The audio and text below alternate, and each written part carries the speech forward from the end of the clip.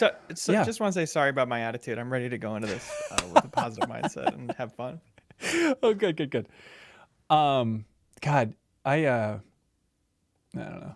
I don't know how much this is. Whoa, B Wood says, wait, is he saying she's a rock? Maybe she's saying she's his rock Oh, in the classic relationship sense. that could She be. grounds him. Oh, that's That's kind of interesting. beautiful. Yeah, I don't think that's funny at all. I think that's really sweet. I'll let her know, I think. Um, but speaking of being grumpy, Yeah.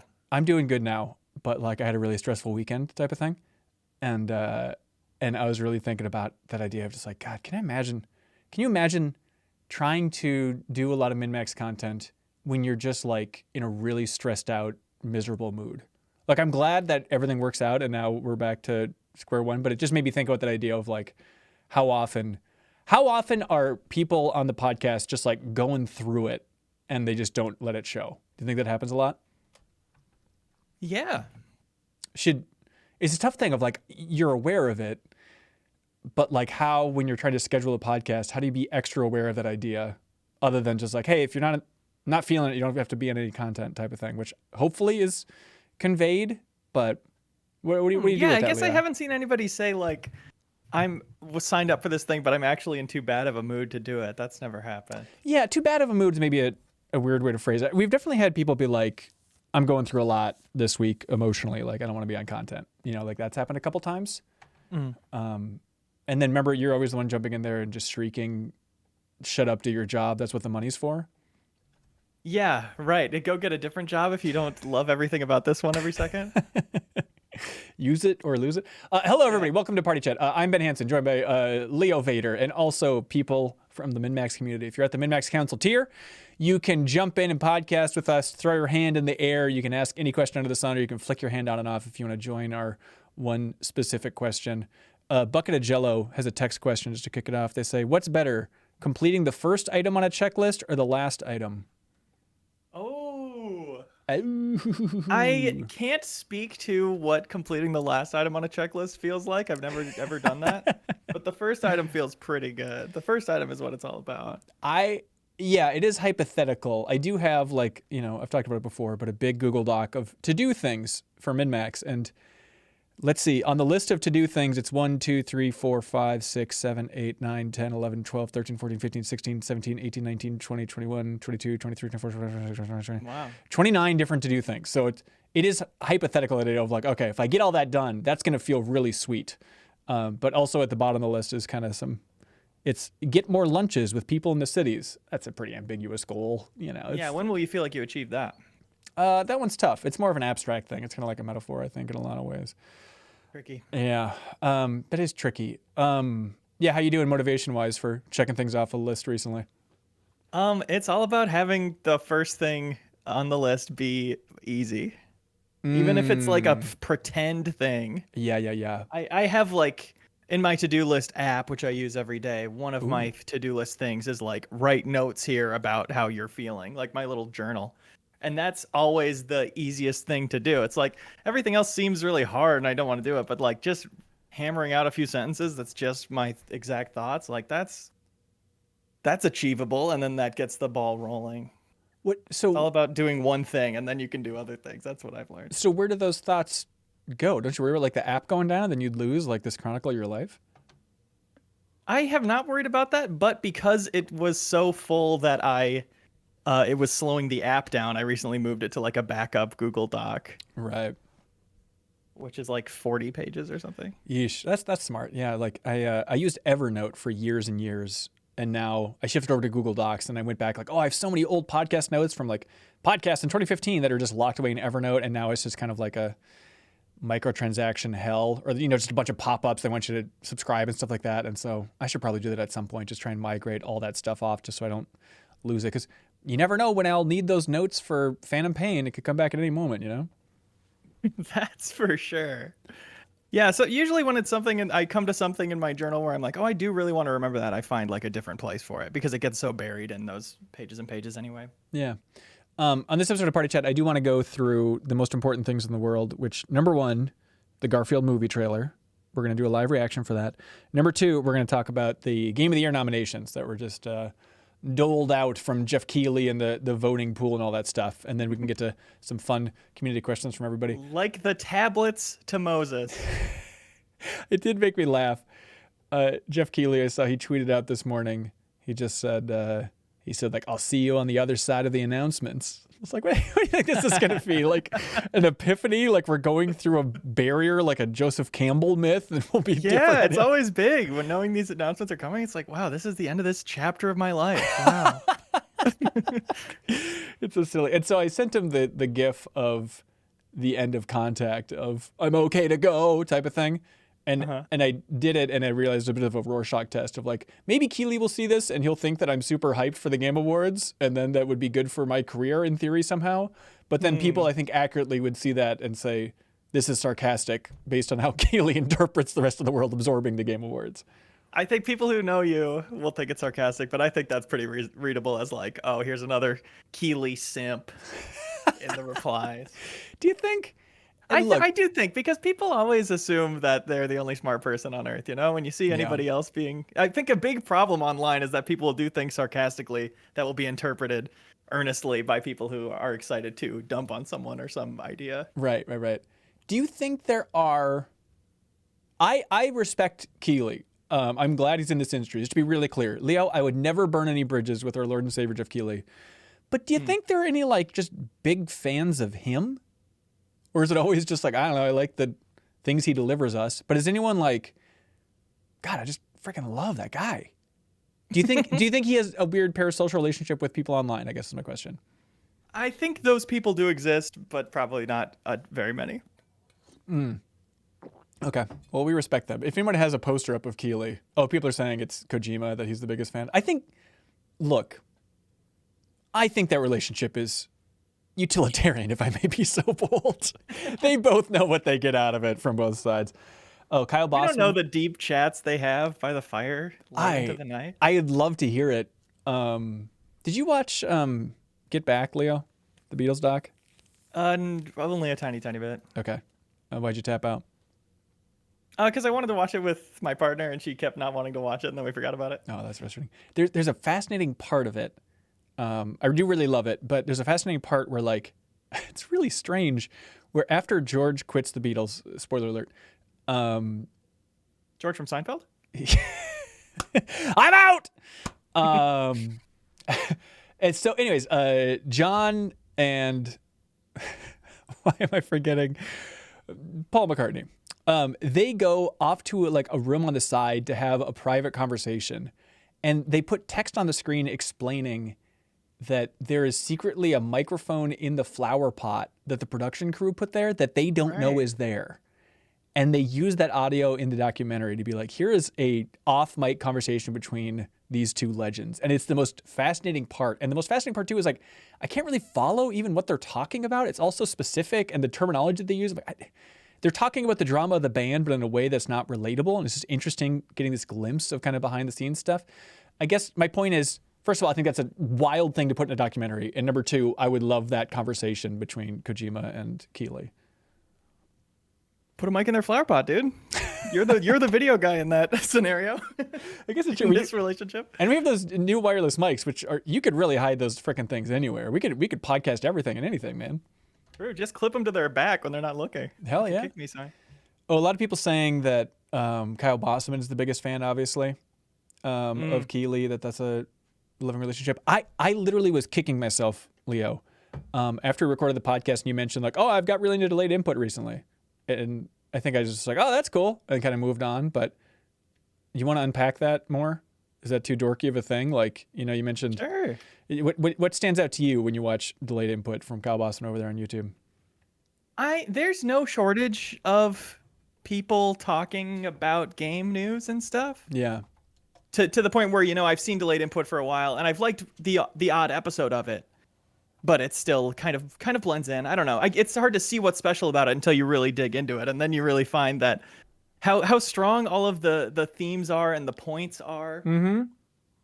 How consistently, he has a good sense for stuff that matters to the story and to the point he's trying to make, and stuff that doesn't. Like, you really get a lot out of each one in the way that you The bar for writing is not that high on YouTube. Typically, his bar is higher. Yeah, you're right. I mean, he usually will have 2 to 3 points per episode of like, oh, that's a good way of looking at things. And I am always eager for somebody who can kind of summarize the chaos of the game industry. And I feel like Kyle Bossman does a good job of it. I feel like, Gersman, I think, does a good job of it too. It's just his podcast is 3.5 hours of him monologuing, which I still listen to every episode to of. But yeah, I do love that idea of just like, okay, delayed input. It's going to be on YouTube. And I will give you some concrete takeaway thoughts on the game industry recently. Like you're right. It's pretty rare to have something that isn't just kind of regurgitating the news, I guess, on YouTube.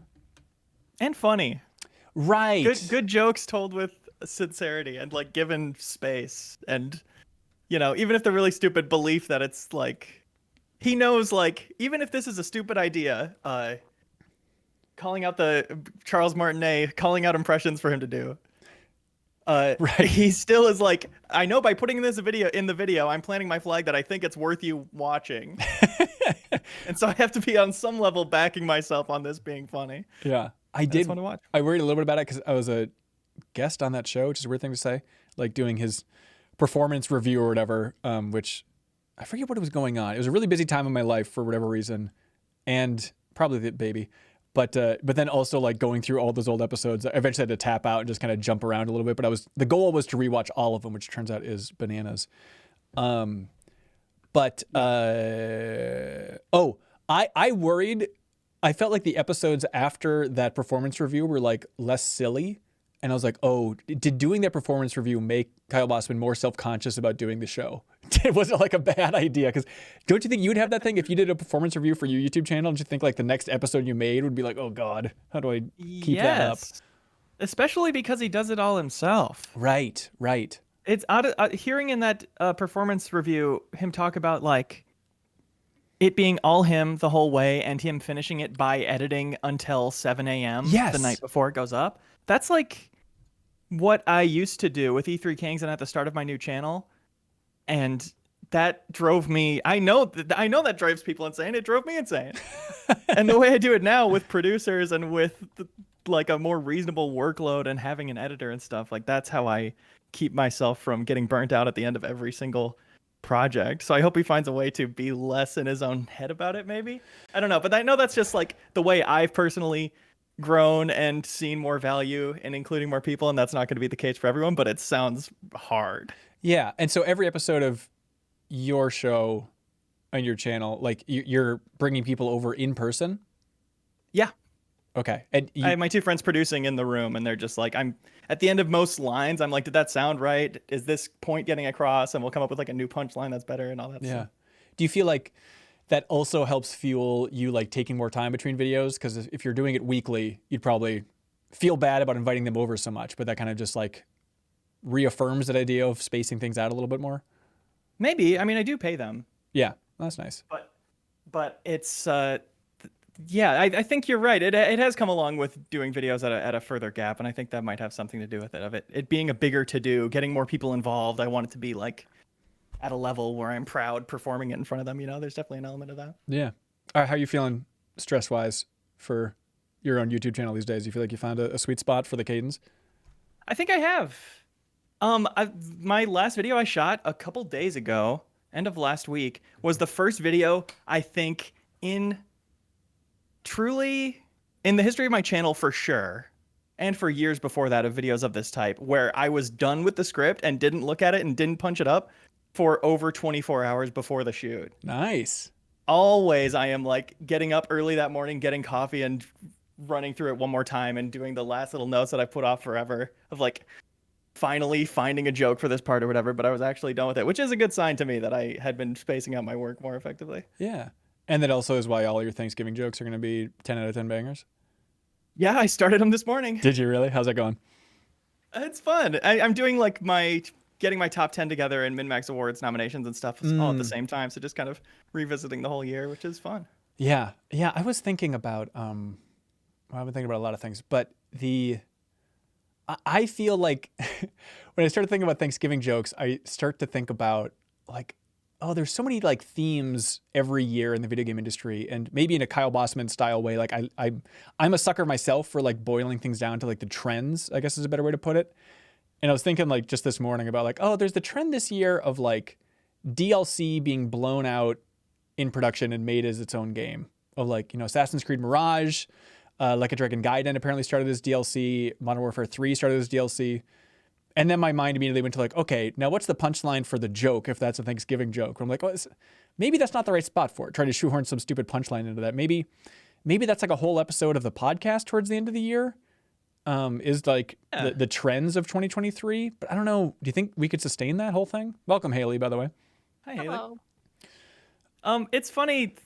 Bo Burnham said in an interview a long, long time ago something that stuck with me, which is like people have ideas, as they always have, and but the last few years they send them out as tweets, and then the idea is done. Versus like holding on to it and making something more out of it, turning it into a script or whatever else you can do with an idea, but like having so many ways like tweets, like Thanksgiving jokes, like whatever, should turn an idea into something so fast versus like hanging on to it until it can become something bigger. Yeah. So maybe we should hang on to that, because I think squeezing like best trends of the year, it's always tempting to add more to like our Goaty Awards episode of the podcast. But I mean, especially, God bless her heart, I hope she's not listening, but like adding Haley to the crew is going to be awesome. But I feel like it's going to extend the running time. And looking at like last year's episode, it's already like 4.5 hours. And so the idea of like, okay, and then we add one more category. Like, I don't think we can afford, for people's sanity, adding one more category to that for something like gaming trends. And so I guess doing its own thing. Especially because the awards are the longest episode every time. Yeah. But Haley, I mean, again, I would never say this to her face, but like she's going to add such a layer of civility to that whole process. Like she's another voice of reason being added to where I think like it could theoretically shorten things, but maybe in a different year, because this year's got an unbelievable amount of You won't say the nice thing to my face. Absolutely not. Absolutely not. I mean, only behind my back. Right. I was thinking about that, Haley. Like, is having Haley there, who is obviously the smartest, most logical person out of all of us here, and prettiest and nicest, smartest. Oh, wow. But do you think, is there something we should lean into there where like Haley can be the final verdict? Maybe I'm thinking of like for Fire Escape. Oh my God, the responsibility. But I mean, this is kind of your area of expertise, right? I mean, I know there's, I guess video game IP is a more specific thing, but like, and I know you're not a judge, but you're the closest to a judge out of any of us. And like, do we tap into that in some way, or is that too obnoxious and too much pressure on you? I remember someone said in the suggestions channel, like, I draft an agreement you all sign and don't read. Yes. Throughout the thing, it's like I reveal all these clauses I stuck in. That'd be fun. That's good. How much do you want to lean into that area of expertise, Haley? Should you be normal or should you be superhuman? I guess is what I'm trying to ask. Superhuman always, right? Like, yeah, Oh. let's lean into it. Oh, okay. Okay. Interesting. Like I was thinking just on the lightest end of, I think last year we all took a vow. And it's like, yeah, maybe this year, Haley, you could write the binding contract, for the rules of the debate type of thing. I feel like you'd be a good choice for that. Just sneak in, Baldur's Gate is game of the year and Santa Claus, very small font in the corner. Oh, Haley, we were going to ask you, we were doing the spoiler cast for Spider-Man 2. I don't know if anybody pinged you about this Where yet. are the laws? Yeah. Okay, Leo, let's catch I've you up. gotten this question from other people now since you had the conversation. Okay, good. I'm curious to hear your answer. But Leo, the hypothetical that I derailed the conversation with is, where are laws? Like, we all know, there are laws, but like, Leo, if you had to find out in the year 1977 what's legal and what's not legal, what would you do? That's such a good question.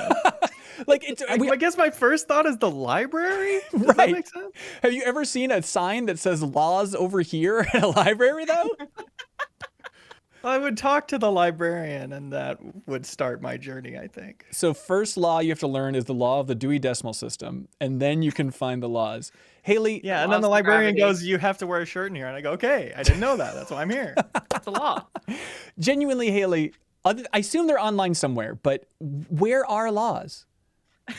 Honestly, the internet's like the best thing that ever happened to laws, because the whole concept of the way that our laws work is it's called a living tree model. So laws are supposed to evolve over time and change with society. That's like a healthy legal system is like, oh, this isn't quite working. Let's adjust this slightly and go through the procedure to adjust things. So, I mean, it kind of sucks with law books because I had to spend exorbitant amounts of money on legal books when I was in law school, and then in 1 year they're outdated because that's how often the law changes, and like case law comes out that affects things too. Right. But ultimately they're online, and so it's like I had a weird, like, my friends asked me a question where his sister was walking to a party and had two closed beers.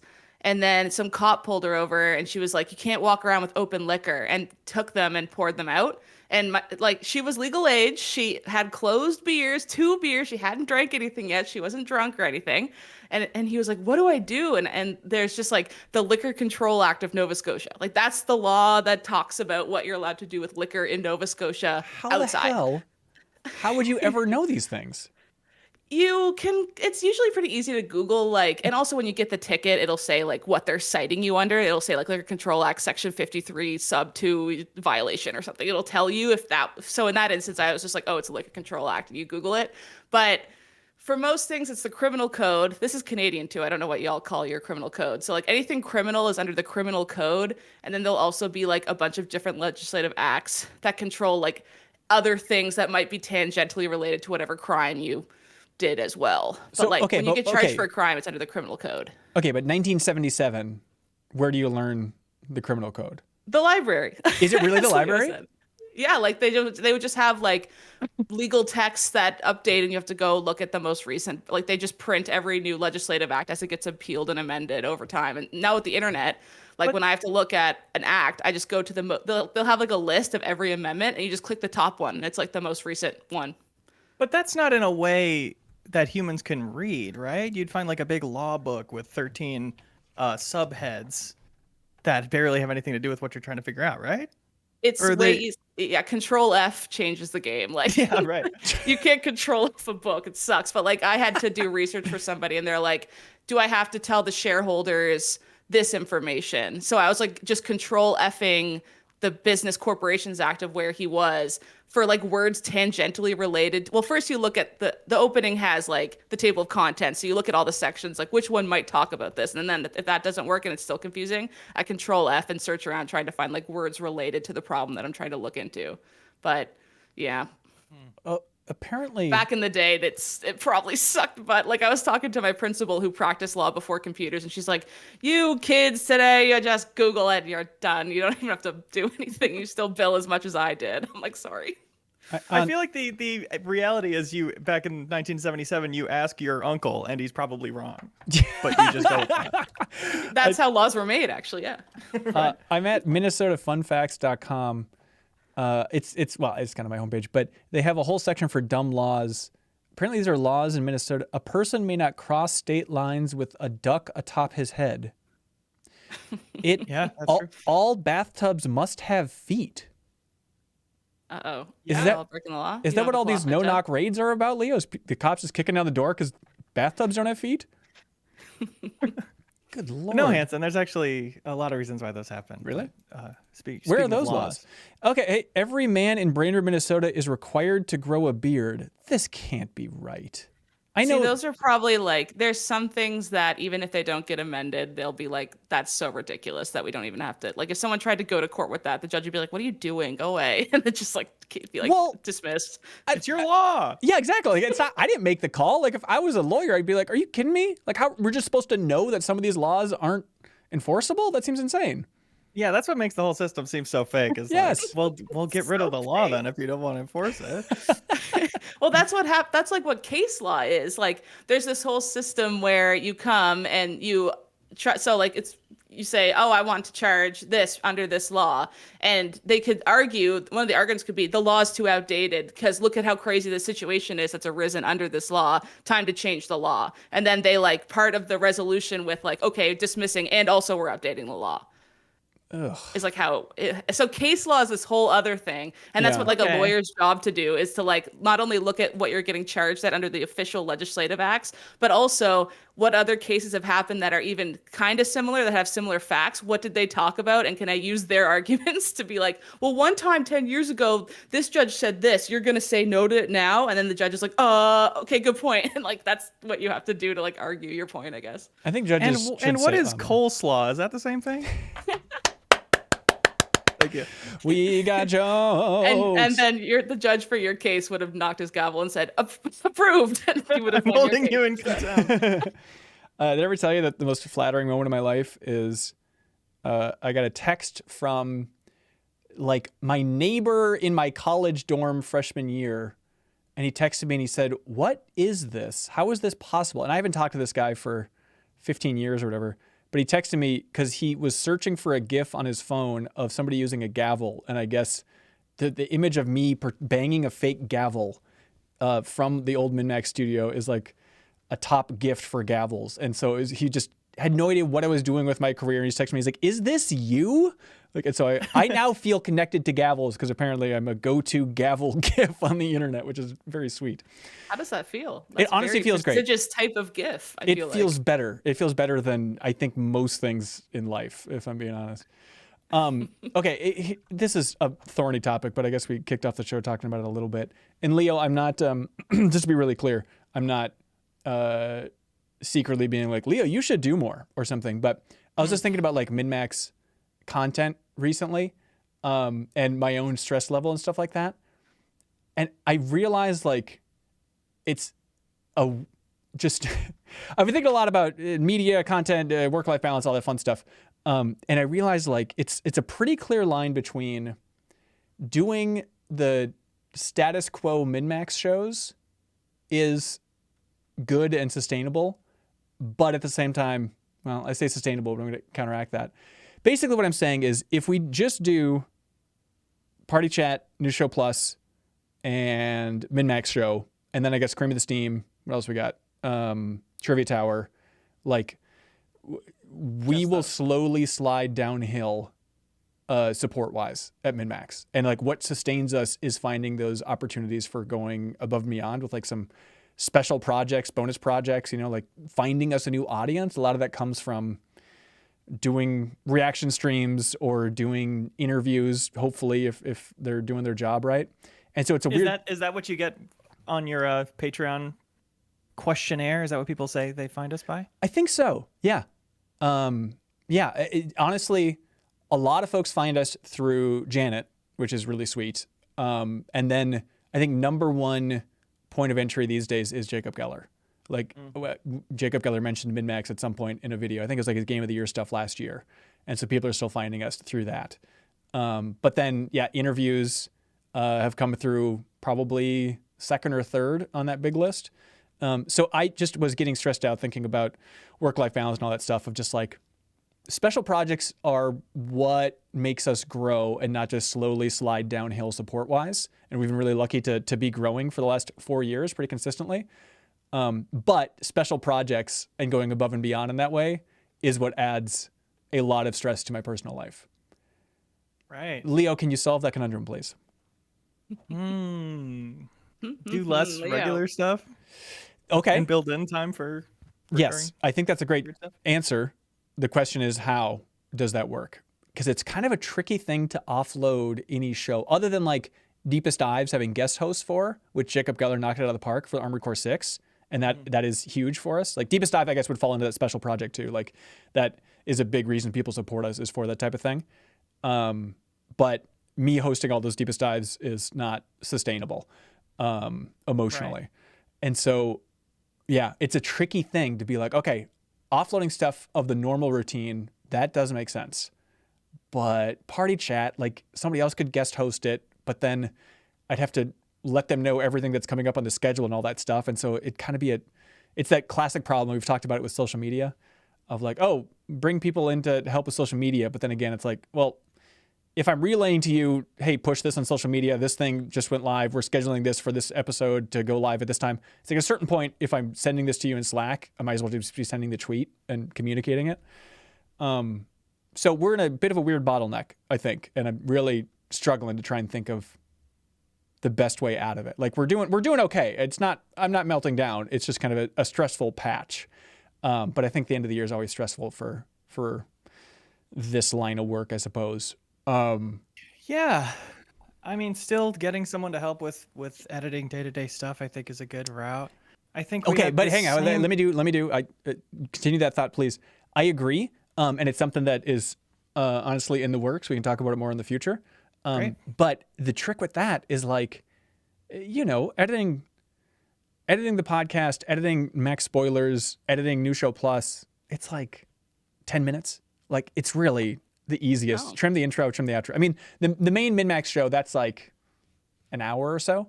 That's a little bit trickier, just for doing every layer of that. But everything else is so fast that it just feels like this is a silly thing to offload. Like it's more of a hassle to put this on somebody else for just doing the quick trim. The thing is, it sounds like a lot of individual things are small.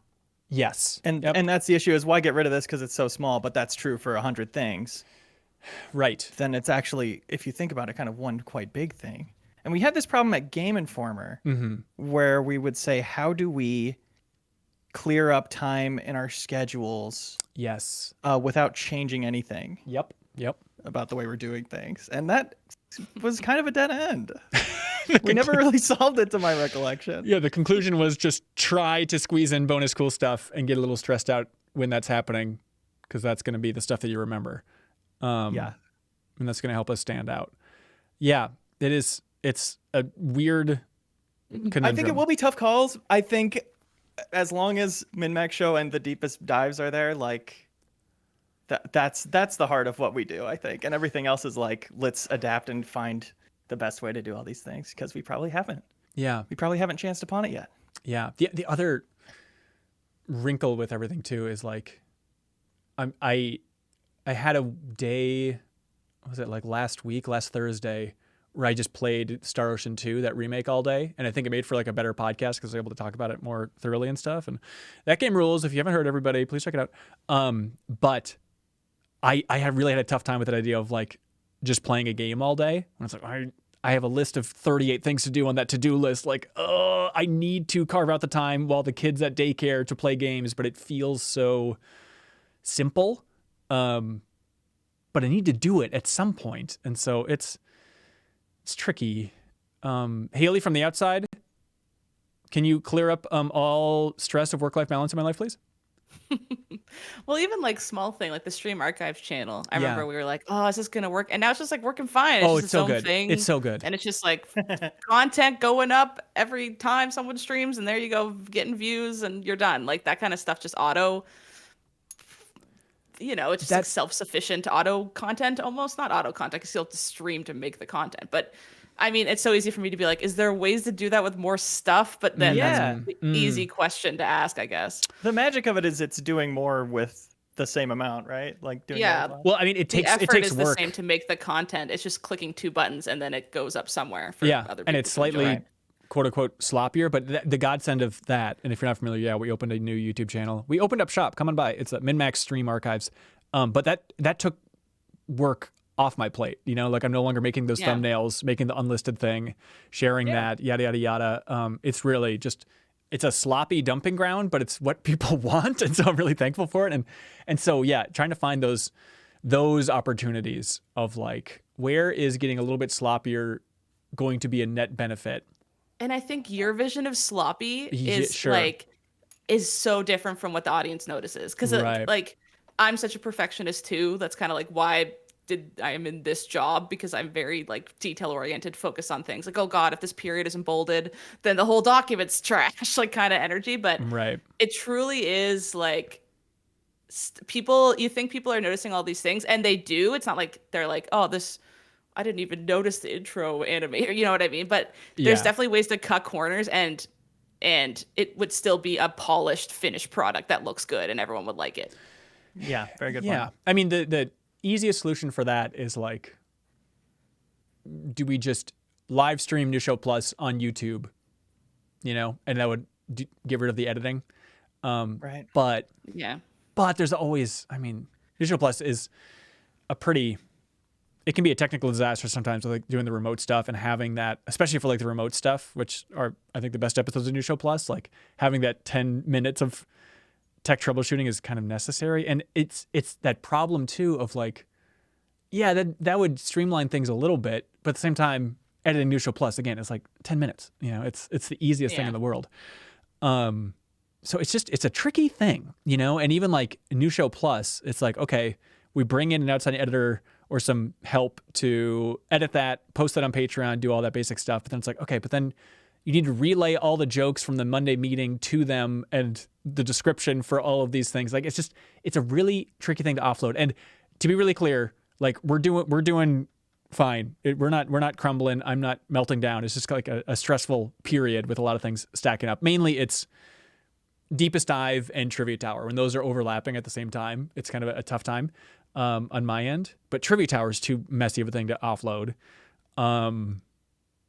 And so, anyways, I know you have always edited the podcast, and I know it's hard to let go of something you've always edited. It certainly was for me when I first got an editor for my channel. But I mean, like having an assistant who is like, we're gonna figure out things for you to do as we go, and we'll start small and we'll add things bit by bit and see what helps. Yeah, having a person in that position, being able to take editing or even producing the MinMag show off your plate, right? I feel like would be huge. An hour a week for ever. It is an hour a week, but it's the challenge of communicating like, okay, you got to trim this part. There was this note here. Okay, I forgot to add the music for this. Yeah, like conveying those notes. Stuff you'll have to stop caring about as much, I think. Yeah, that's a tricky thing. Drawer Hello says, is the solution simply to alternate Trivia Tower and Deepest Dive? Yeah, so if there's a Deepest Dive going on, Trivia Tower just wouldn't happen in that gap. It's kind of a weird thing to consider. But the point is, I didn't want to just make this complainy, you know, like I have received so many messages throughout the years, which are always very sweet, of people being like, slow down. The worst thing you could do for MinMax overall is burnout. And so I'm not burning out. It's just a stressful period of thinking, how do I avoid hitting that wall of burning out? So no need to send me nice messages. Thank you, everybody who has sent messages already about avoiding burnout. That's kind of, we're trying to head it off at the pass. And it's a tricky thing to navigate. What about the like communication side of your job, Ben? Like the reaching out, the scheduling of interviews, like that kind of thing. Like that's so something that could get passed off to someone. It doesn't have to be you sending emails either. And that I know that stuff takes up such a huge chunk of time. That is a huge, I mean, I agree, but then again, I think it's a situation of like, okay, if I'm reaching out trying to line up a sponsor for Trivia Tower or trying to line up interviews, going back and forth on LinkedIn, like all those things seem so specific that it's like a weird thing to offload. Until the person has been with you for like more than a month who's working on stuff with you, and they'll just be able to anticipate. It'll be bumpy, I think. But then eventually it gets to the point, if they're coming to the Monday meeting, if they're with you in other calls talking to people at the same time or whatever, they'll just be able to just be like, oh yeah, that person's gonna be able to do Monday because I was in that call and they said Monday was okay. Like they'll just know those things, but they're gonna have to be more involved than just like someone who's looking at your email every so often, probably. And there probably will be things where you are like, I gave this to you to do and I realized I need to do it. Like I realized something about it. I realized how important it is to me or whatever. But that will happen for some things, and I promise you for far more things you will go, why did I ever think this had to be me? Right. Yeah, that probably is the answer, is kind of general production assistant, where I can just take, you know, something from the to-do list that's like, oh, I got to look into this tech, blah, blah, blah, blah, blah, blah, and just be like, hey, could you just research this for me?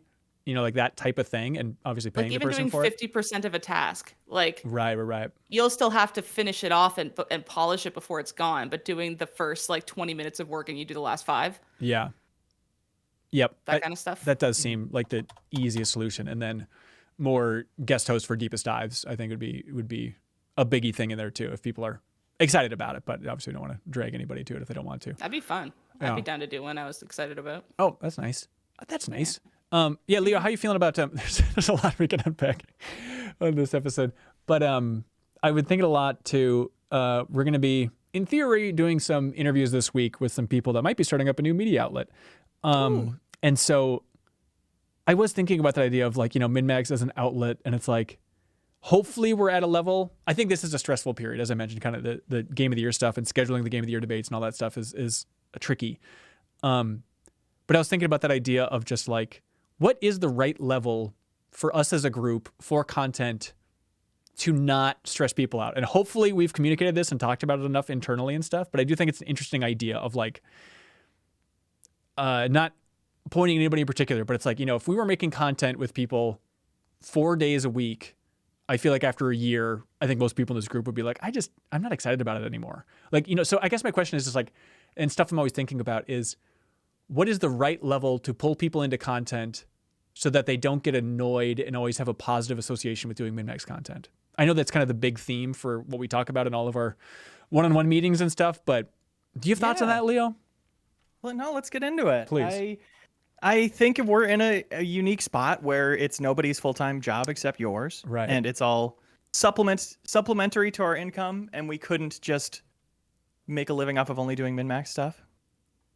I think what happened for me, I kind of fully candidly pushed away from min-max a little bit earlier this year and before. It was like, I think this is taking up too much space in my life for my current ambitions and what I want to do. Like, I love everybody here and I love this content, but it's not like what I want to focus my life on, really.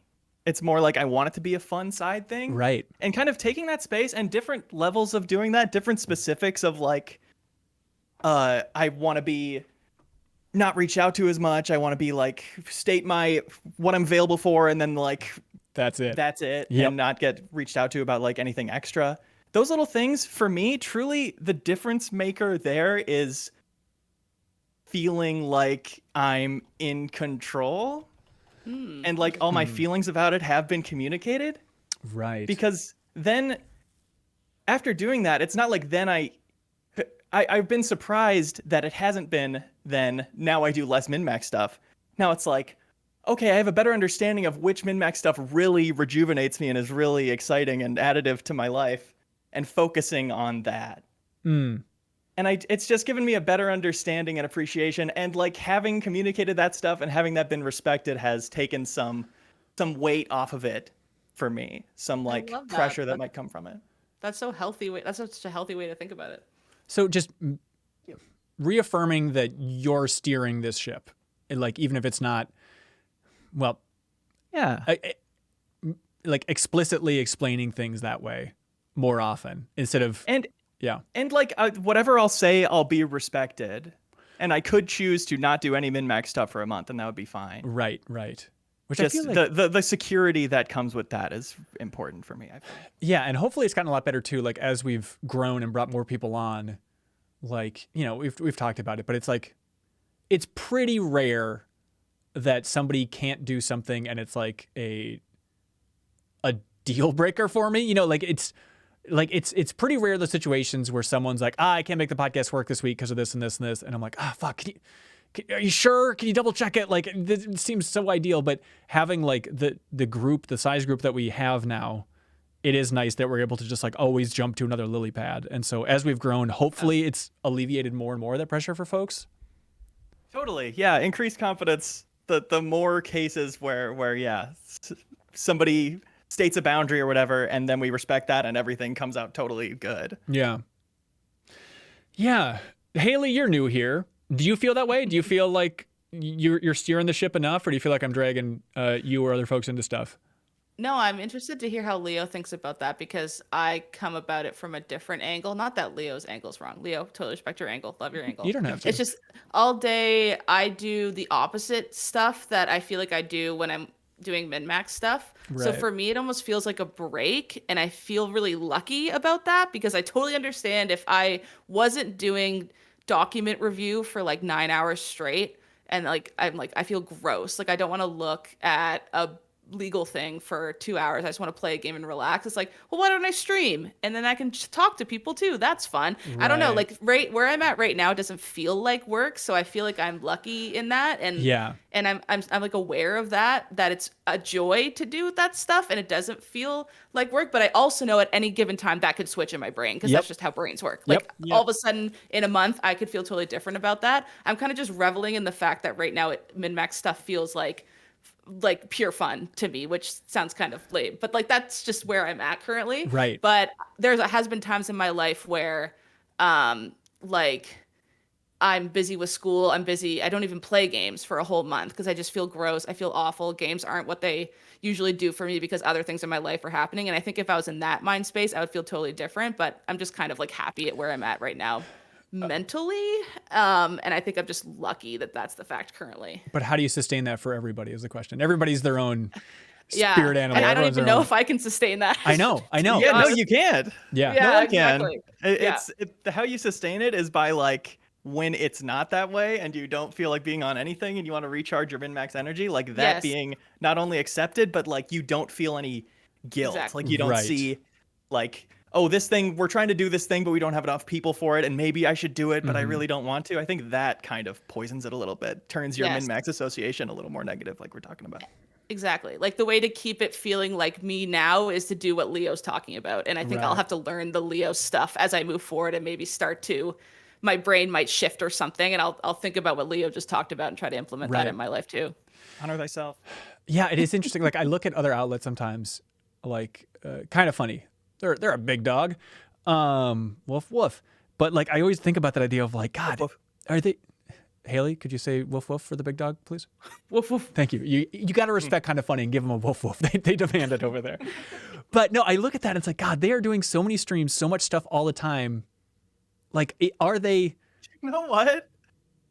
Okay, this is really related to nothing, but there's a West Coast mindset that's just different. I feel Ooh. like they work harder over there. On the West Coast? I was going to say they're a bunch of cowards in California. Well, they've got to make their rent that's 5 times ours. I guess that's true. I guess that's true. And I think it's also different because obviously, there's a lot of full timers there. And I think that changes it. But I still think even for sure. even in theory, if we brought on another person full time at MinMax, I think it would sour still, like, and their enthusiasm would dip and it would start to feel more frustrating. And so I don't know. It's just a weird thing to try and balance for an outlet of, okay, if you were doing 2 things a month, you would be happy with that, and then you'd be happy with that forever, or everyone's on a sliding scale of being less excited about this stuff over time, no matter what. And so I'm always in awe of the outlets that have been around for longer than us, like an Easy Allies or kind of funny stuff like that. That they're if still it's- enthusiastic. If it's helpful, I mean, I was less excited about MinMax and now am more than I was Right. at that time. Like it goes both ways. It's not just a constant, trajectory downwards unless we're not doing these things to honor people's needs. Right. Hey, do you guys want to look at the awards for Game Awards nominations? If we say no, are you going to honor us? No, I really need this in the headline, Haley. So I'm sorry. We're gonna I'm have gonna to lay down a boundary and say I'm gonna be here and you cannot talk about that.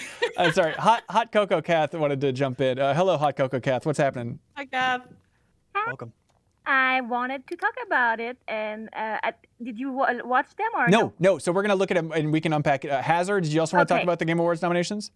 Yes, please. I would love to. Okay, great. Before we start, I want you to tell me which game has the more nomination. There's 2. Oh, to guess who I saw one tweet about it, and so I feel like I can't weigh in yet because I had a Okay. light spoiler. Ellie, Leo?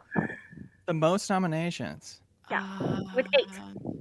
I'm kind of thinking Baldur's Gate 3. That's a good guess, and only because that's taken, I'll say Spider-Man 2. No, it's Baldur's Gate 3 and Alan Wake 2. Spoilers, Kath. Spoilers. We got to unpack all this stuff. Okay, Game Awards nominations. Ready to jump in and look at these things? Yeah. All right. Thanks to GameSpot, they have a nice recap of everything. Ooh, okay. Let's go for individual categories. Good Lord. All right, you want to start at the bottom, work our way up here? All right, esports. Let's skip that. No offense. Content Creator of the Year. God bless them all. Quackity's doing great work over there, I assume. Oh, Okay, Leo, we can't let out a quackity moan. Come on, this is party chat. Most he anticipated. deserves his own episode. I think it's a he. I have no idea. If you're gonna woof woof for kind of funny, moan for quackity. You can't pick and choose. All right, most anticipated game. The nominations are Final Fantasy VII Rebirth. What's that doing on there? Hades 2, Like a Dragon Infinite Wealth, Star Wars Outlaws, and Tekken 8. Tekken 8 is cool to see in that list. I didn't expect that there. I'm happy Like a Dragon got in there. I guess the outlets nominating it, they seem like a Like a Dragon friendly type of crowd here. Right. That's interesting. Let's see. Best multiplayer. Baldur's Gate 3, Diablo 4, Party Animals, Street Fighter 6. There must be a typo here. Super Mario Brothers Wonder. I'll be damned. Yeah, no friends versus friends, deeply unserious category. Right. Sorry. Ooh. I must say that the Baldur's Gate 3 is multiplayer on PS5 is amazing. Yeah. I've been doing couch co-op with my husband, and we can up in and out when we want. We can That's respec nice. when we want. It's really, really easy to do. That sounds great. I heard it's a little buggy from somebody else who's playing Yeah. split screen stuff. It's like it's a really great idea, but it's still a little rough out there. It was bad Well, on it's, PC. it's a better long than time ago. anything I've Yeah. had, even with the bug. Yeah. Like, usually you can't. So Hanson, can you let Baldur's Gate 3 have one thing?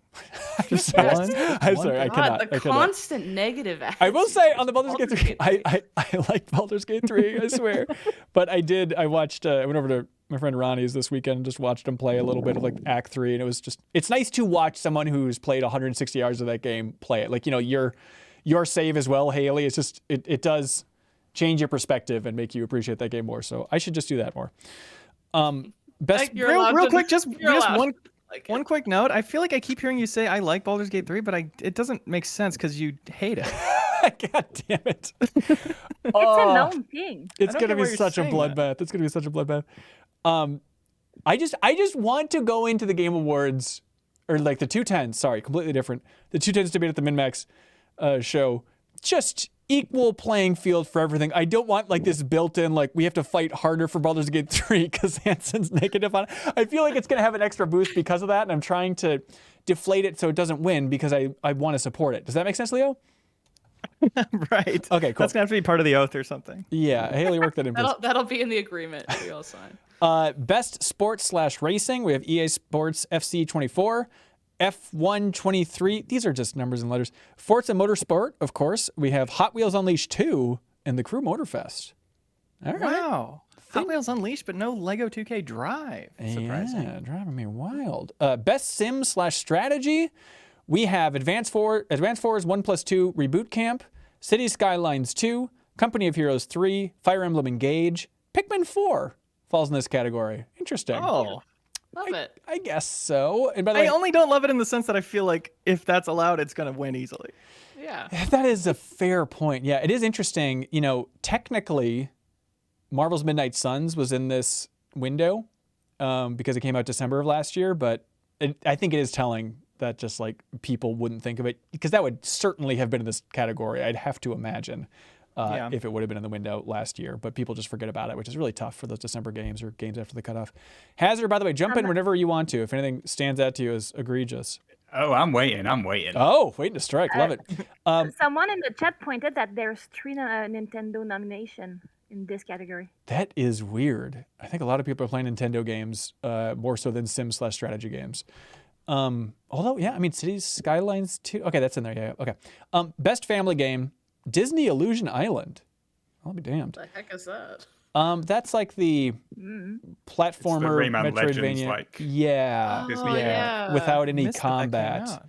Yeah, it's one of those that I posted, I think, several times in our Slack. Like, does anybody want a code for this? And no one took. So we technically have a code if anyone wants to check it out. I've been curious about it. But Party Animals, which I also need to check out. That's a big blind spot for us, at least. I don't know. Haley, you're cool. Have you been playing that? No, I've been meaning to play it. My friends and I play Gang Beasts all the time, and it's just more Gang Beasts. Like, Yeah. Yeah. Pikmin Sounds 4 is also in Best Family Game. I didn't think you could what? split it, or just for the certain ballots you couldn't split it. Interesting. Sonic. Because you feel like a family with all your little guys? Is that what we Yeah. count as family game That's now? murder. We love our purple children the best. Sonic Superstars, way to go, and Super Mario Brothers Wonder in Family Game. Well, that's a lock right there. That's a lock. Okay. Oh God, I was ready to be outraged. Best fighting game, God of Rock, For a second, I thought it said God of War Ragnarok, and I was about to lose it. I'm not familiar with that. Mortal Kombat 1, Nickelodeon All-Star Brawl 2, which I've seen like good reviews for. Like Charles Hart, a Game I think Informer. that's kind of good. Yeah, he gave it like an 8. I was like, what the hell is going on here? Pocket Bravery, I don't know that.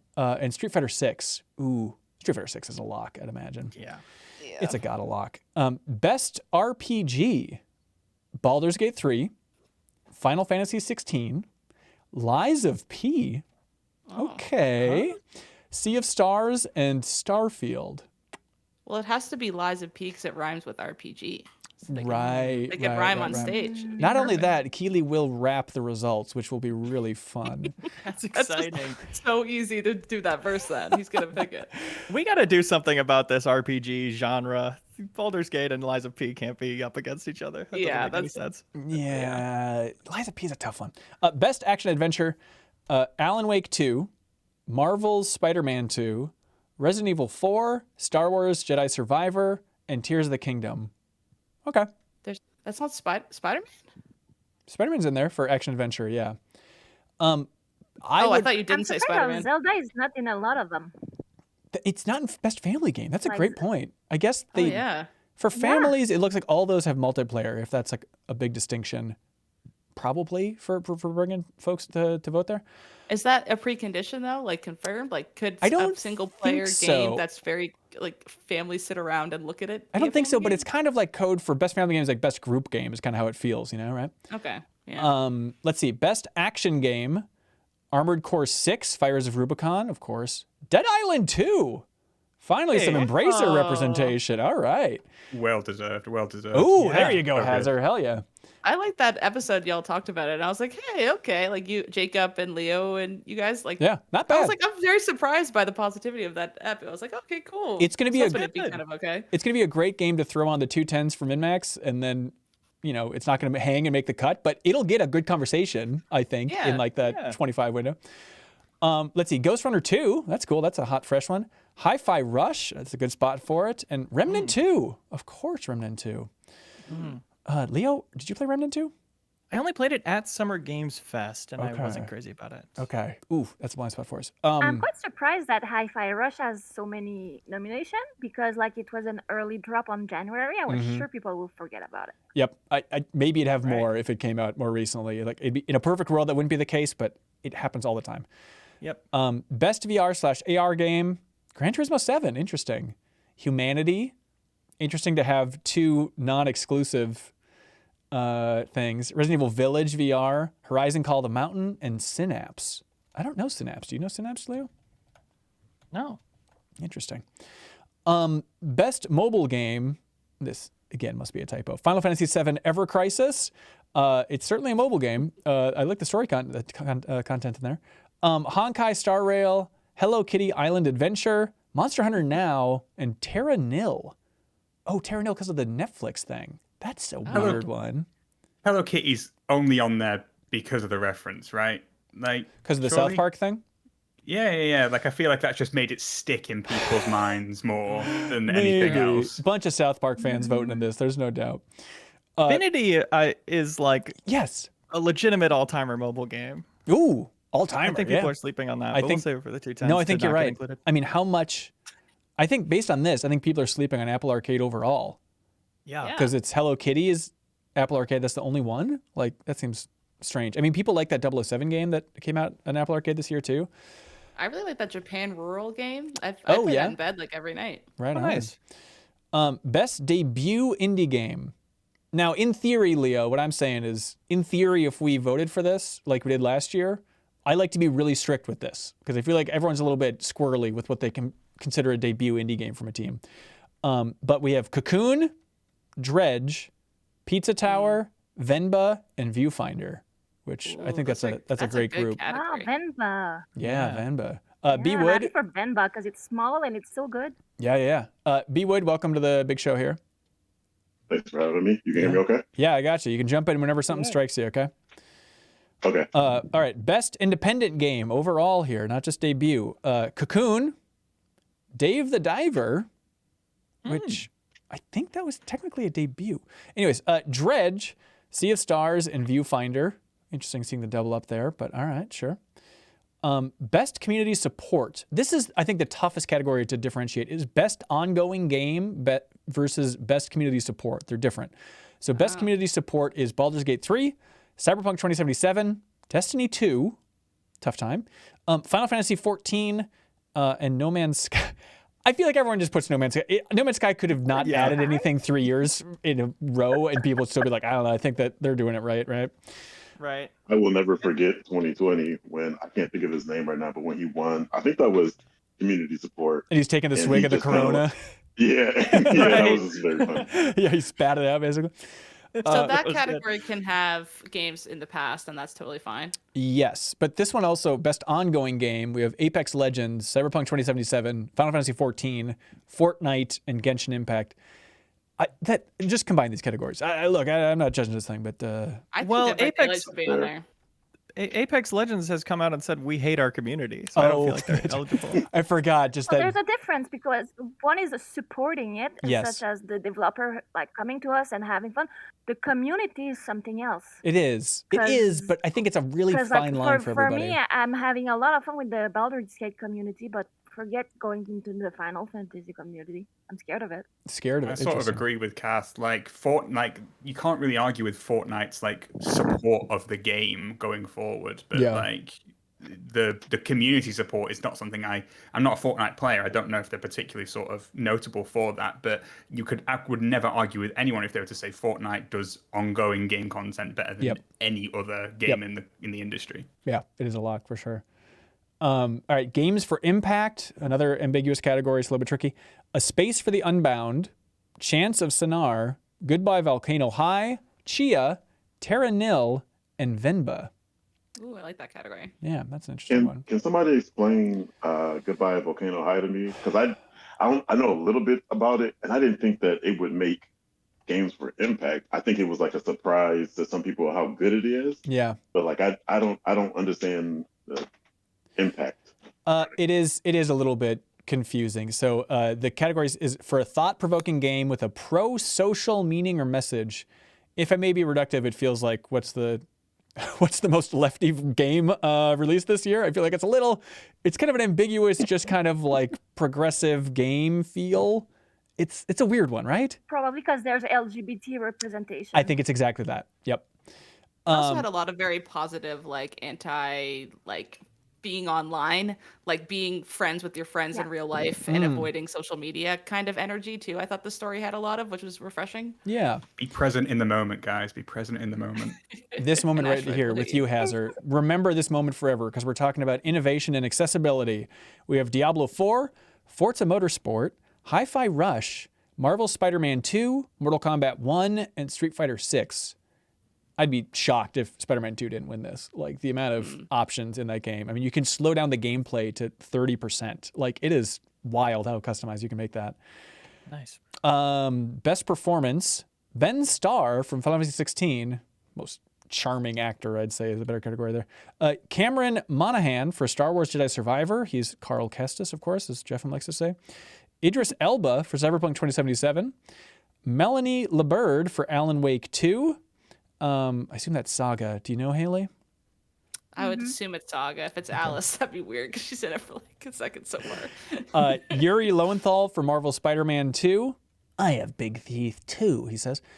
Sorry, I won't mock these actors. And then Neil Newbon for Baldur's Gate 3. I'm sorry. Can we take a minute to? Ben said he won't mock these actors, but I'm pretty sure that's what you live for. I do live. Well, they're a little high on their own supply. Look, I guess the strike's over, so now we can get back to making fun of actors. Neil Newbon is Astarion, for anybody curious. That'd be a cool choice. You just won a joystick award for best sport performance. Oh, right on. There we go. Best audio design, Alan Wake 2, Dead Space, Hi-Fi Rush, Marvel Spider-Man 2, and Resident Evil 4. Right on. I'm so happy that Dead Space got a nomination Yeah. here. It's so well deserved. Like, if you go back and listen to and watch a lot of the videos when they were talking about the audio design, the development, like, the things they are doing in that game is just next level. Like, so good. I really hope it wins. Yeah, that'd be nice. Yeah, That's it's a cool spot standout. for it. Best score What I'm and wondering is how can they compete? Like Hi-Fi Rush is such an indie game compared to the others. How could it ever compete? Well, I mean, it's technically a Microsoft game, you know, but it does feel like the underdog budget-wise in this group. Yeah. But then again, you know, it's all about the audio, and so maybe that would be enough for people to be like, I don't know. When I think audio, I think Hi-Fi Rush. But it's confusing because also best score in music is another category, and we have Alan Wake 2, Baldur's Gate 3, Final Fantasy 16, Hi-Fi Rush, and Tears of the Kingdom. I think 16 is the best soundtrack of the year. I know Baldur's Gate 3 fans are out there, and I hear you and respect you, and I want you to win too. I just feel like 16. This is its time to shine. Alan Wake 2. Alan Wake, yeah. What? I would put That's the best 16. 2 full music albums ever. of original songs. Yeah, I'd put And 16 they're above all that. good. No doubt it's good. We'll talk about it more with the deepest dive. Best art Me and Leo direction. out for blood. All right. Careful, Hanson. Two people that didn't play 16, mind you. That's true. I got you there. Best art direction. It's always the smallest point that ends up being the right one. Good point. I don't know what my urine tastes like. Good point. How can I judge it? Best art direction: Alan Wake 2, Hi-Fi Rush, Lies of P, Super Mario Brothers Wonder. Come on. Sorry, I'll stop critiquing. And Legend of Zelda: Tears of the Kingdom. Come on. All right, that's a tough one. Best narrative: Alan Wake 2, Baldur's Gate 3, Cyberpunk: Phantom Liberty, Final Fantasy 16, and Spider-Man 2. That's going to be Tough. That's a That's tough gonna be one. hard. that's a drag out fight Yeah. there. I think Alan Wake 2 will take it, but Baldur's Gate 3. Baldur's Gate's writing is I agree. so good, though. Oh, it's so good. Yep. But did more people judging in this play Alan Wake 2 or Baldur's Gate 3? I hate how that's the metric. It is. I mean, sorry, it is. Yeah. It is a bit of a popularity contest, and I think that answer is firmly Baldur's Gate 3. I could be wrong. Yeah. Oh, I was thinking it was confident Alan Wake 2. Alan Wake's writing is like it's too much, too good for games. That sounds so mean and rude. Best adaptation: Castlevania Nocturne, Gran Turismo, the film, The Last of Us, the Super Mario Brothers movie, and Twisted Metal. Finally, Twisted Metal gets in the list here. I actually heard Twisted Metal was like okay. I did Maybe they too. just had a really horrible trailer that one time that got Yep. our stream taken down. I've been tempted to get Peacock So- to watch it. So Yes. me and my wife watched it, and she loved it, and she's looking forward to season 2. Ooh, all right, there we Okay. go. Interesting. Good enough for me. Best game direction: Alan Wake 2, lock. Baldur's Gate 3, Marvel Spider-Man 2, Super Mario Brothers Wonder, and Tears of the Kingdom. God, it's so crazy to me that my brain isn't picking Tears of the Kingdom for all the like. I know, you're right. Yeah. Yep. 3 years ago, I would have been like, "Oh, it's gonna be a wash, easy," and now I'm like, I don't think it would win any of these. That's so crazy to me. Yeah. That's interesting. Everybody's screaming, by the way, that obviously best adaptation is going to be Last of Us. Yeah, I mean, Yeah. I think so, yeah. Yeah. I think it's going to be Last of Us or Mario Brothers, isn't it? Like, I don't Yeah. think it's a clear winner. I think it's either one of those could take it, especially considering everyone I is don't voting. know. Okay. I think people think Last of Us is really good, and the people who like Mario Brothers are like, it didn't have to be good. Yeah, Hmm. it's fun It's candy. okay that it wasn't. Yeah, Yeah. I think I I think- think that's true, but I think that I'm sorry. Go ahead.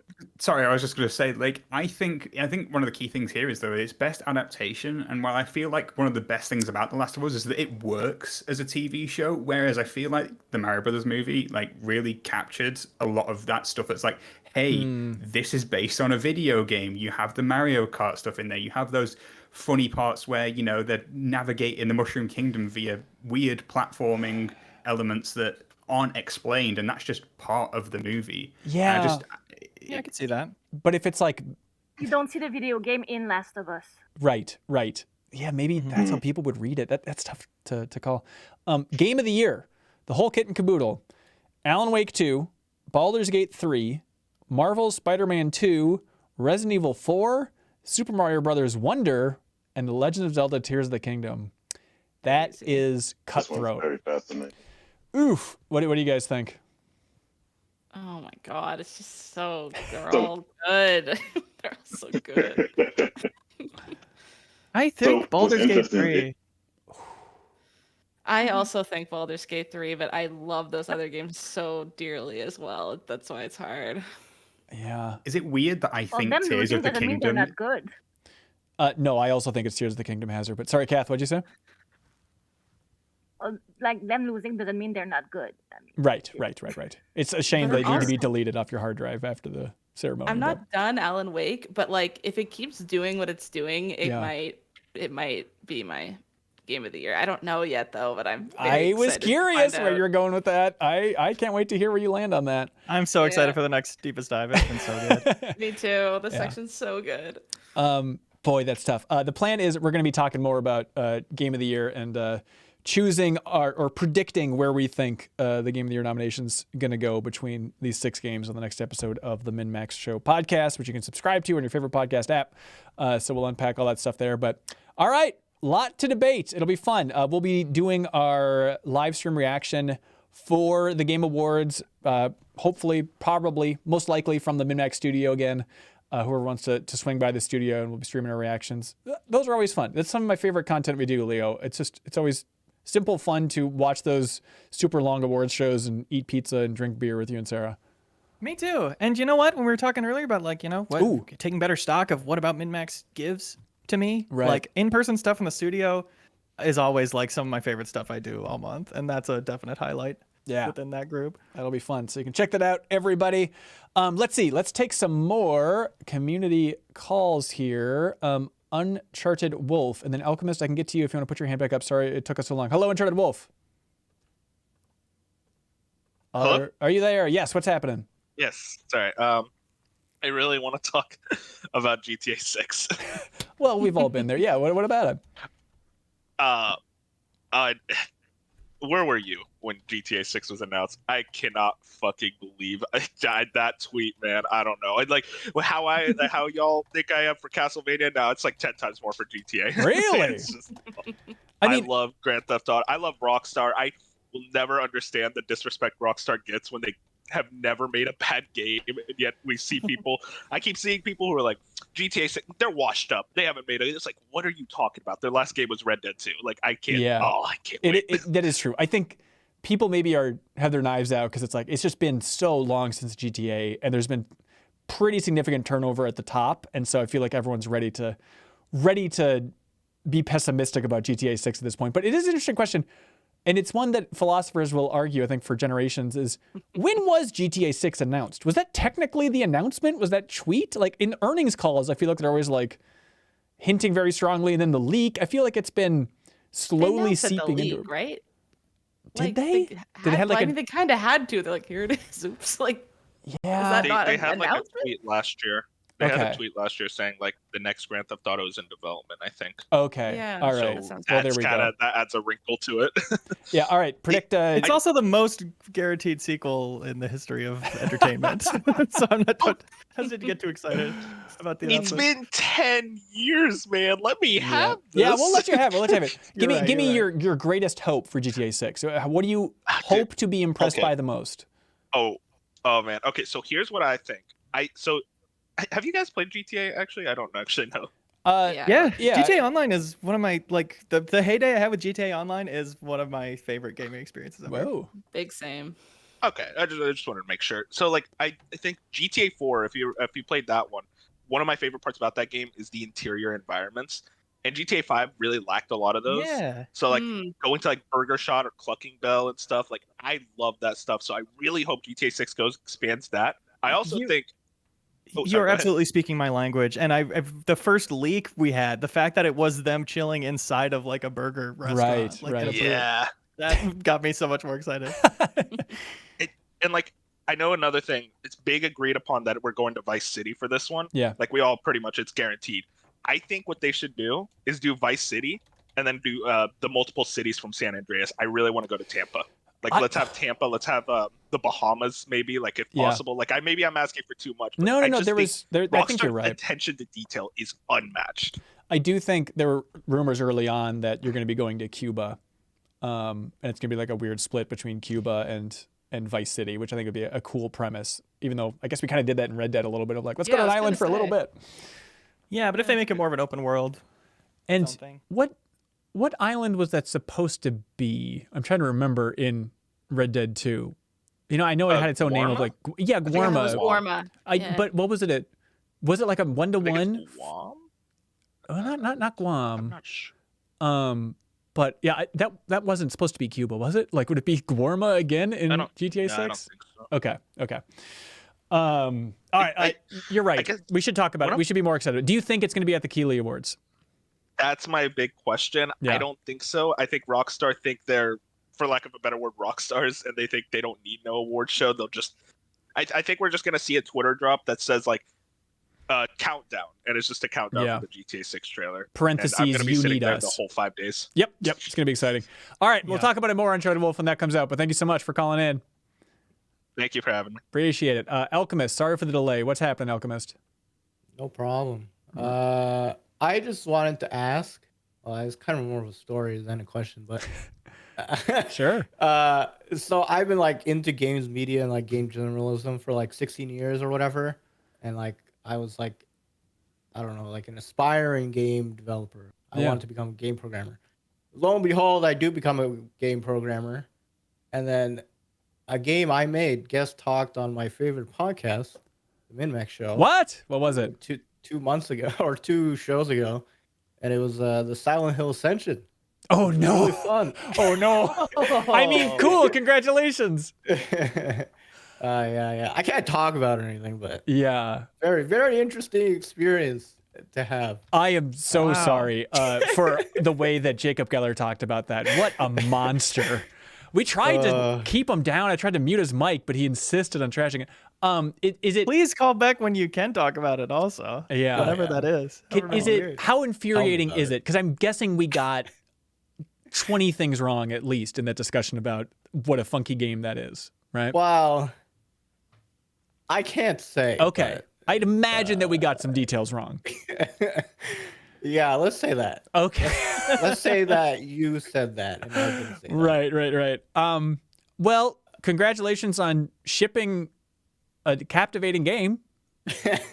Yeah, I appreciate it. But the question I had was tangentially related to that. It was like, have you ever had like you visit a lot of studios and stuff across the world, and like, Yeah. do you ever have an experience with someone that wasn't like management or PR working on a game that you found interesting or fun Oh. or something? That's interesting. Yeah, I mean, definitely the goal of PR is corral us, keep the bumpers on the bowling alley so that we don't just talk to everybody about like, hey, what are the working conditions like in the studio? You know, like that's the worst case scenario.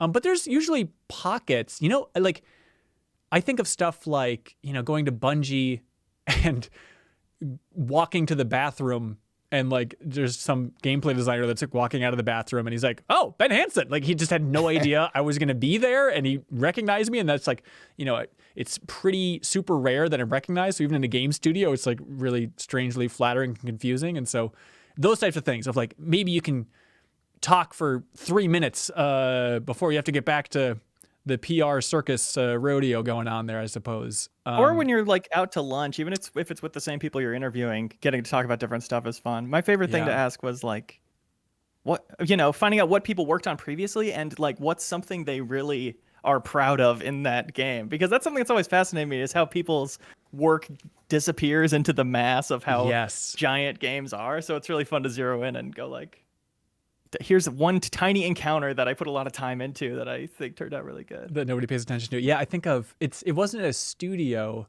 but I remember talking to somebody one time, like at a party, about Monster Games, which is based here in Minnesota. So they worked on a bunch of Nintendo stuff for a long time. They made the 3DS port of Xenoblade, and they co-developed Tropical Freeze, I do believe. But then they started just going all in again on racing games. Now they're owned by a racing studio and stuff. But I remember it's interesting, just in terms of like a little detail, because this person was a trans woman, and they were talking about like how proud they were that in the official NASCAR games developed by Monster, they made like trans character options in like 2018. Like, seems like pretty early for especially something like NASCAR. And that was a good example of that. Like, she was so proud of it, and just like no one talked about it because I don't think many people are going out and playing these NASCAR games, but it's like that felt like a huge victory for her. It's like, oh, that's a cool thing that I'm sorry that people in the press did not acknowledge when that shift happened in a series like NASCAR, you know?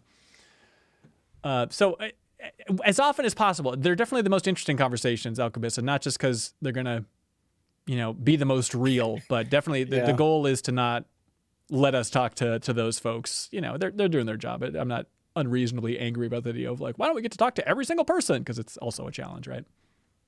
Yeah, I think they definitely have from experience, they have the most interesting stories. Yeah. Compared to like upper management and stuff. Right. 'Cause they like see everything. Right. Totally. Except then they come on a podcast and can't talk about it. Yeah. One day. One day, it's Alchemist. a little bit more distant. and Hey, not I hear you. Early live. Yeah, that's right. Once everyone's rescued from Silent Hill. All right. Thank you, Alchemist. Appreciate your support. Yeah, no problem. Also, Alchemist. Yep. Congratulations, and we're sorry for our tone of voice. No problem. No Okay. problem. Cool. All right. That is it for this episode of Party Chat. Thank you so What? much to Hey. everybody. Yes. You got somewhere to be? You can't watch the Garfield trailer? Oh, hell. That was a fake out. Every Party Chat episode now, we got a fake out, folks. All right, here we go. Let's watch the Garfield movie trailer. I don't know if I can share my screen. So I have the audio Can we just piping sync it up? through, and you just okay. want to hit play at the same time. Is that the cleanest way to go? Sure, give me a second. Okay. Okay, so it's on Sony Pictures Entertainment official YouTube channel here. Oh, okay. Let me just navigate to my homepage real quick. All right, got it. All right, Haley, you tell me when you're ready. Okay. once Past it's the ad. started. This is the trailer for the Garfield movie starring Chris Pratt as Garfield. Okay. Okay, ready? Ready. Yep. Yeah. All right, and if you're at home, you can hit play when you're ready. All right, whenever you feel like it, or you can sync it up with us in 3. I'll say go, and that's when you hit it. I'll say lasagna. No, that's no what, one, that's when one you hit goes on one. Like, that's not a concern. it. Okay, so go on lasagna. Here we go. Okay. 3, 2, 1, lasagna. You hungry, little guy? Perfect. Hungry for the Garfield movie trailer is what it says. I am hungry for that. Which I am, yeah.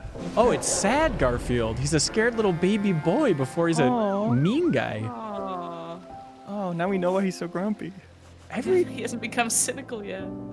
This is the Baby Yoda effect, right? Like everything needs to have a cute Yes. version of it to sell cuter In a little Garfield toys. crate. Yeah. Yeah. Right. Oh, kitty, no. Activate the parent instincts. I was gonna, and mine are off the charts. I'm salivating as a parent, Leo. But I was gonna I'm say, like, salivating. it is weird to pull on the heartstrings for Garfield, but Hi there, little I mean, the buddy. Christmas special was surprisingly heartfelt too. Like, Garfield had heart. Yeah, he loved lasagna. Well, his heart was clogged, if that's what you're referring to, yeah. Wow, You John and hungry, Garfield little becoming guy? friends. This is just a slow burn of a trailer. You want a This little is more? ridiculous. Now we're getting to the comedy. He's eating everybody. Yeah. He's eating like crazy. Now he's an adult. And that's how I adopted John.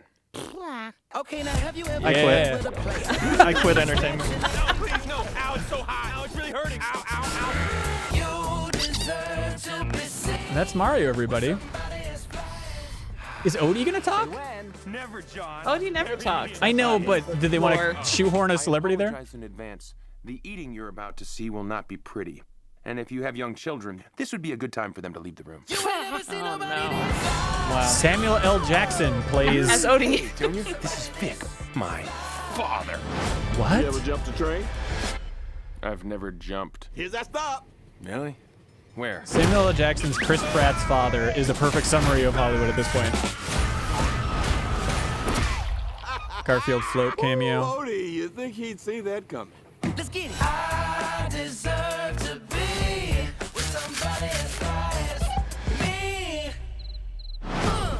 I guess I'd challenge the notion of I deserve to be. Wait for it. Right. Does your cat act like Garfield? They want you to do some sort of QR competition to see. Leo, does your cat act like Garfield? I would not stare for that shit, no. Please enter that contest, Leo, and win. Yeah. Can I enter my kid into the contest? Oh. Dogs are welcome too. Oh, that's gross. It feels Oh, like it's- Casting someone ripped as Garfield is an evil act. I was thinking about Also- that exact same thing. Yeah. Side note: there's an Olive Garden bag in the fridge, so I think the whole first scene's an ad for Olive Garden. Oh my god. Oh, perfect. This is just a lasagna Olive Garden collab that's pretending to be a Garfield movie. I wouldn't have it any other way. That's beautiful. I guess there's lasagna at Olive Garden. Okay. You know what? Sure, everybody. Let's all support the Garfield film. Get out to your theaters. Bring your friends. Let's make it an event. Let's make it the next Barbie, y'all.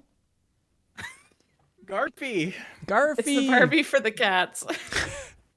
It's their wildest dream. Yeah, it is weird. I don't know. It's like you need maybe Chris Pratt is like bulking up again, kind of going back to early Andy Parks and Rec era Chris Pratt as he's performing the role. There. Yeah. He needs to go back. I mean, I don't think he is. Is it okay if he used to be a little chunky and now he's voicing him? No. Oh, current He's a chunk traitor. only. He's taking jobs away from Thick Kings, and I will not stand for it. It is weird to have like Garfield's dad be a big part of the story. That feels like real sequel territory. You got to bring in the kids, you got to bring in the parents, right? Like they're Also, is that a character from his like the comics and stuff? I feel like that should have been like him meeting Odie or something as a good first place, not jumping to some dad who's a massive cat, by the way. It doesn't look natural. Yeah, Jim Davis, if you're listening, please let us know how canonical that is with the current lore of Garfield. Okay, hey, that's it for Party Chat, everybody. Thank you so much for listening. It's a big, beefy episode. If you enjoy this, tell a friend. We greatly appreciate it. Leo Haley, thanks so much for joining. Absolutely. Yay. All right. Thanks so much, everybody. See you next time. Goodbye. Haley, Leo, could you stick around for 1 second? Could you try turning your cameras on even? Yeah. Okay. Is that going to work? Oh my God, I think it works. Because I'm going to make a YouTube clip of that, of the nomination stuff. So it'd be nice to have some plug for what that was. There we go. Everyone's looking sweet. So this can just be right at the end with all of us, or maybe at the beginning. I'll put it at the end. Leo, should I put it at the beginning or at the end? Beginning. Beginning, you think? Okay. Absolutely, yeah. People might not make it all the way through. Yeah. Hey, everybody, just so you know, Sorry. you're good. Hey, everybody, this is a clip from our bonus podcast, Party Chat, which is available to Patreon supporters. If you support Patreon, support MinMax on Patreon, more specifically, I suppose. At the $5 tier, you unlock the bonus podcast feed, which is where Party Chat unveils every single week. We take calls from the community. We also bring on people like Leo Vader. Yeah. Haley McLean. Every single week, we rotate through fun bonus discussions. If you want a more casual podcast from MinMax and you want to help support independent games media at the same time, patreon.com/MinMax with 2 N's. Unlock that bonus podcast feed. It's right in your favorite podcast app. It's a piece of cake. You also get the deepest dive on Alan Wake 2 that's going on right now. You get early access and an ad-free version of the MinMax show. But without further ado, here is the extended clip from Party Chat. But remember, this isn't just a YouTube thing. There's a whole bonus podcast you don't listen to regularly. So please help support it. We appreciate it. Do it. Was that Leo? Why don't you listen to it? It's a great question. Also, on this episode of Party Chat, we should run through what we talk about. Big conversation about work-life balance, which I greatly appreciated. So if you want to get real behind the scenes, Party Chat's the way to go. We talk about GTA 6. We do our live reaction to the Garfield trailer, of course. And we figure out where laws come from. Also, we talk about why Leo Vader has fallen in love with Kyle Bossman and delayed input. So, all right, that's it. All right, now on with the show. This is it. Is that a plug? Will we get one person for that plug? Yes. Where? Get one person to what? Watch the rest of the show? What's that for? To support the us. Garfield trailer. To unlock Party Chat. Oh. Yeah. Yeah. All right, cool. Thanks so much, everybody. Let's see who we can raid. Who's worthy of a raid? Well, kind of funny. I'm we going to didn't be talk live about on this channel later at 5:30 CT, by the way. Ooh, yeah, good plug for more Yes. Alan Wake 2. Are you wrapping up everything there? Mm-hmm. Sweet. All right, let's send you over to Nextlander. They're playing a little Remnant 2 since we talked about how we hadn't really had enough time with Remnant 2. You can get a dash of it over from the Nextlander folks. All right, thank you so much, Twitch. Thank you so much, supporters. Goodbye.